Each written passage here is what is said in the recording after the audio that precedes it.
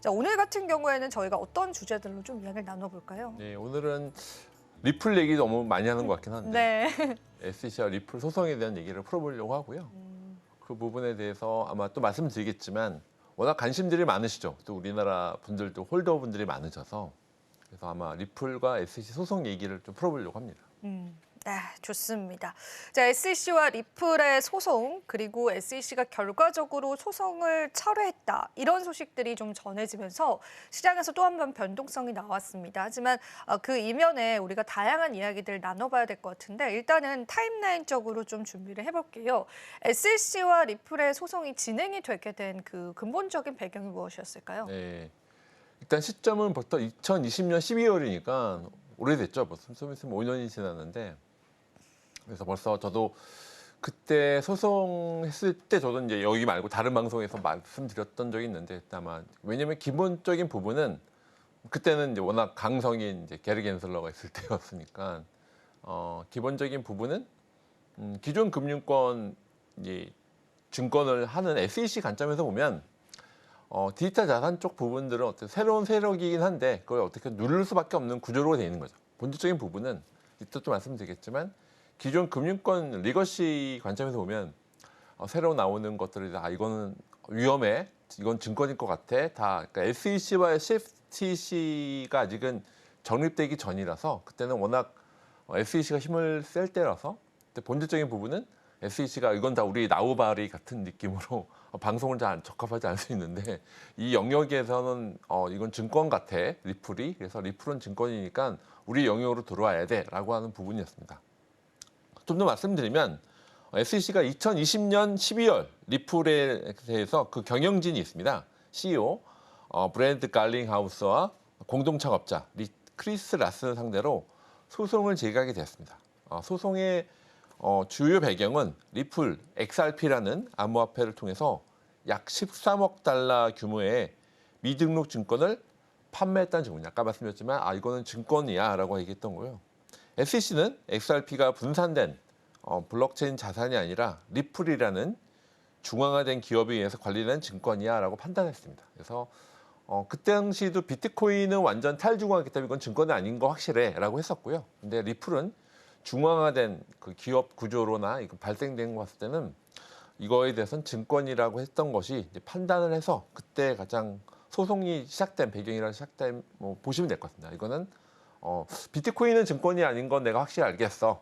근데 그 당시는 비트코인이나 이더리움까지는 증권이 아닌데 물론 그 이후에 포스로 되고 나서 이더리움도 증권이라서 논란이 많았는데 그 당시 2020년 12월에는 비트코인, 이더리움은 증권이 아니지만 리플은 증권인 것 같아라고 해서 이제 발생된 게 가장 배경이라고 보시면 될 것 같습니다.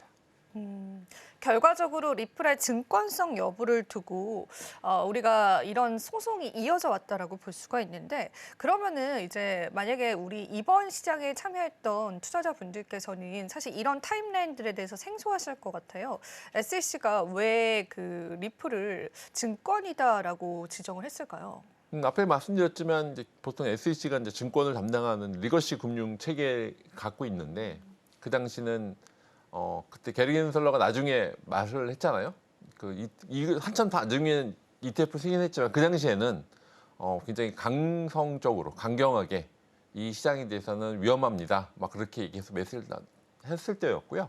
그래서 하위 테스트라는 게 있습니다. 그때 증권인지 아닌지 테스트하는 게 있는데 하위 테스트로 봤을 때 SRP는 증권이라고 얘기했었습니다. 그래서 SEC가 XRP가 1933년도 증권법에 따라 증권으로 분류돼서 할 수 있는 그렇게 하이 테스트가 있는데요. 하이 테스트 통해서 리플은 이를 등록하지 않고 판매되었기 때문에 그래서 기본적인 SEC는 SRP가 증권이라고 하이 테스트를 봤을 때 물론 우리나라 그 나중에 말씀드린 STO나 그런 거 같은 이슈가 좀 있긴 한데 그 관련해서 하이 테스트를 봤을 때 증권이라고 얘기해서 SRP에 대해서는 증권이라고 얘기했었던 가장 중요한 하이 테스트를 통해서 근거를 갖고 하이 테스트라고 이제 본질적인 그 증권 테스트하는 게 있는데요. 마치 리트머스 테스트처럼 근데 그것들을 했을 때 XRP는 딱 대봤더니 이건 증권이라고 강하게 얘기를 해서 일단 하이 테스트라는 근거를 갖고 SRP는 비트코인이나 이더리움은 탈중앙이 되기 때문에 증권이 아니라는 건 알겠는데 XRP는 이 하이 테스트로 봤을 때는 지금도 약간 이슈가 있기는 중앙화돼 있고 여러 가지 이슈가 뒤에 또 말씀드렸지만 또 기가 나중에 결국은 철회했지만 그 당시에는 하이 테스트로 봤을 때는 이건 증권이네라고 강력하게 얘기했었습니다. 하위 테스트라고 하는 그러한 부분이 좀 중요할 것 같습니다. 자, 그래서 사실은 리플의 증권성 여부가 굉장히 시장에서 중요한 화두가 되기도 했었고 이 소송 자체가 굉장히 오랜 기간 동안 이루어져 왔다라는 걸 확인할 수가 있습니다. 그런데 지금 브래드 갈링하우스가 이 SEC가 소송을 철회했고 우리가 승리를 했다 이런 이야기를 좀 했는데 이 소송 철회가 가지는 의미가 또 무엇일지가 좀 궁금합니다. 교수님 어떻게 생각하실까요? 예, 어쨌든 법적 의미 부분은 어쨌든 이게 개인적으로 봤을 때는 이 CEO 관점에서 이거는 너희 책임이 없다고 벗어났으니까 이제 기쁘겠죠 당연히. 그래서 그런 앞에 말씀드렸지만 어쨌든 이게 굉장히 리플 소송이 가지는 의미는 이게 단지 하나의 소송이 아니거든요. 그러니까 기존 금융 체계에 있었던 시스템과 디지털 자산이 굉장히 연결돼 융합되는 관점이기도 한데 어쨌든 기존에 있던 금융 관점에서 보면 너무 커지는 건 싫어했거든요. 근데 그걸 눌러서 놓는데 누르다 어쩔 수 없이 지금은 너무 커졌고 특히 이제 트럼프 2.0이 들려서면서 지금 트럼프 2.0 많이 욕을 먹고 있긴 하지만 어쨌든 이 관점에서는 지금은 이걸 그냥 무시할 수 없고 이걸 하나의 이제 기존 체계로 받아들인다, 기존 금융권 시스템에 받아들인다는 의미로 보시면 될 것 같습니다. 그래서 관점에서는 SEC가 소송을 철회했다고 하는 것은 법적 분쟁이 이제 종식적으로 종결되었다고 하는 의미이고요. 리플에 대한 증권법 위반 혐의가 더 이상 추궁되지 않는다는 점에서 중요한 점입니다. 그래서 이를 리플이 SRP를 증권으로 간주하지 않아도 된다는 명확하게 됐고요. 이런 관점에서는 암호화폐, 디지털 자산 쪽에서는 규제 불확실성을 줄일 수 있는 선례가 될 수 있고요. 그래서 말씀드렸지만 기존에 있었던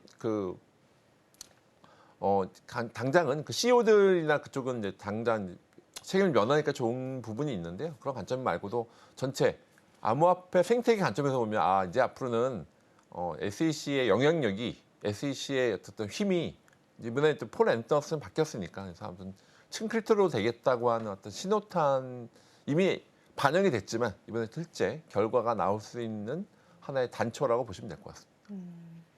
이번 소송 철회가 의미하는 바가 이 크립토 시장 전반적으로 굉장히 깊이 있을 것 같습니다. 실제로 이제 브래드 갈링하우스 XRP 리플의 CEO는요, 이번 소송 철회 사건을 두고서 우리 업계에 굉장히 괄목할 만한 성과가 일어났다라고 표현을 하기도 했습니다. 그만큼 SEC가 그간 증권성의 여부를 부여하면서 리플을 공격했던 부분들이 어느 정도는 무마가 됐다라는 부분에서 시장 분위기는 좋아진 것 같습니다.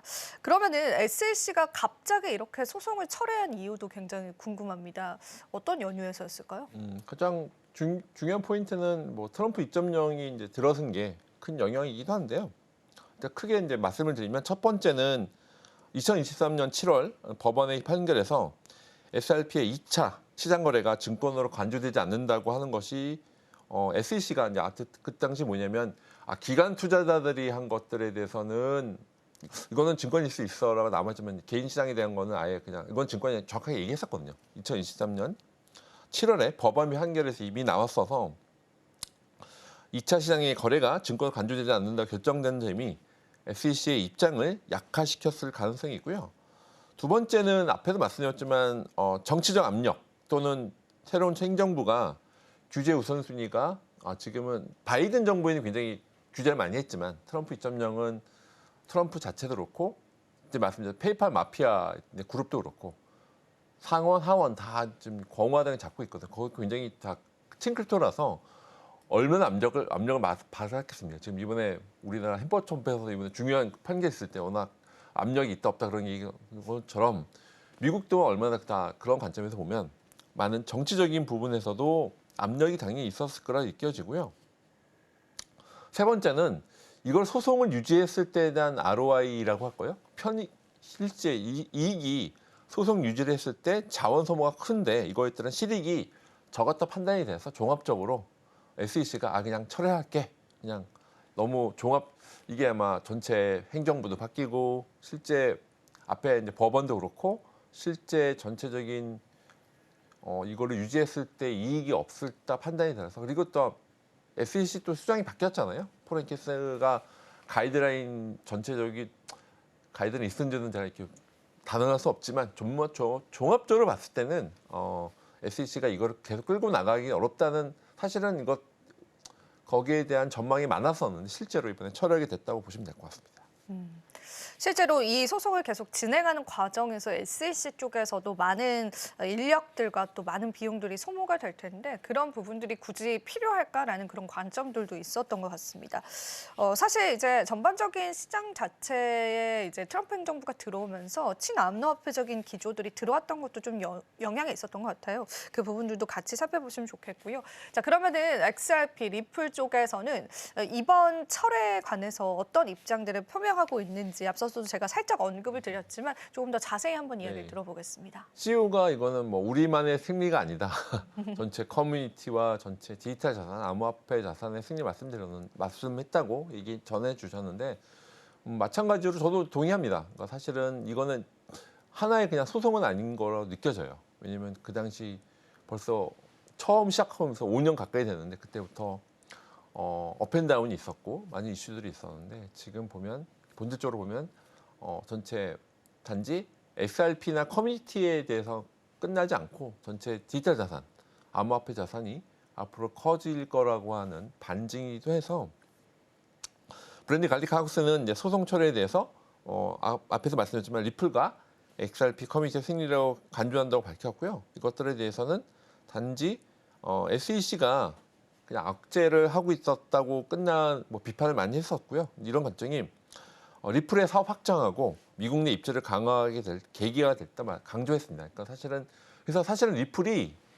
그 당시 제가 알기로도 리플이 이제 미국 내 암이 커서 유럽 시장도 옮기려고 했었어요. 그래서 유럽에 맡길 수도 있었는데 아마 다시 이번에 철회가 됐기 때문에 아마 제가 알기로도 그때 리플 랩스하고 리플에 있는 다른 회사들 엔티티를 새로 만들어서 유럽으로 나가려고 또 제가 이제 그걸 감지하고 있었는데 아마 이번에 철회가 되면서 아마 미국 내 시장을 다시 강화를 해서 어차피 리플은 글로벌 사업을 하고 있으니까 그리고 전체 크로스보더 결제 쪽도 많이 하고 있어서 아마 생태계도 더 늘어날 것 같아요. 아마 기존에 있었던 얼라이언스가 많이 있었는데 아마 리플의 얼라이언스가 더 커지기도 예상이 돼서 어쨌든 전체적으로는 환영하는 당의 입장인 것이고요. 아마 이런 것들이 아마 리플을 홀더 분들뿐만 아니라 아마 리플을 관련된